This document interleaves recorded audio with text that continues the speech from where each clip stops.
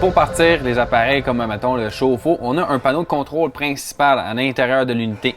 Donc le panneau de contrôle ici, on a deux pitons pour allumer le chauffe-eau. Donc le chauffe-eau peut fonctionner au propane ou à l'électricité. Donc l'électricité, forcément, il faut être branché sur une source électrique comme au camping. Sinon, sur la route, on le fait marcher au propane en activant le piton propane. Le restant, en fait, de ce panneau-là peut nous servir aussi pour activer d'autres composantes. Donc pour l'auvent, on pèse sur le piton pour sortir l'auvent jusqu'à temps qu'on arrive au bout ou pour la rentrer dans le sens inverse. Même chose pour les extensions de notre unité. La majorité du temps, c'est les seuls pitons qu'on va avoir sur notre panneau de contrôle, ainsi que des boutons pour la lumière. Donc, pour les chauffe-eau, on a deux types de tanks. Une tank, en fait, en premier lieu, comme celle-ci, en aluminium. La deuxième, qui est en acier. La différence entre les deux, c'est qu'il y en a une qui nécessite un équipement de plus.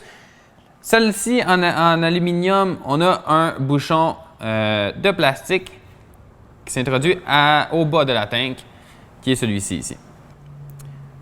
La tank en acier, on a ce qu'on appelle un anode. Donc, un anode, c'est la petite rod qui est ici.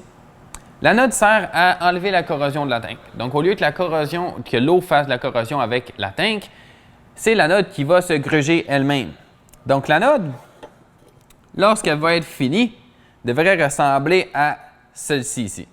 Donc, même celle-ci, elle a encore une petite durée de vie, mais elle commence à être pas mal finie. On voit que le produit qui est sur la tige d'acier commence à vraiment être dégradé et disparaître. Donc, c'est à ce niveau-là qu'il faut remplacer l'anode sur notre tank qui est en acier en fonte. Donc, le bouchon et l'anode, en fait, servent à vider le chauffe-eau. Donc, en fin de saison, lorsqu'on vient pour hiverniser, c'est par ces points-là qu'on vide l'eau du chauffe-eau.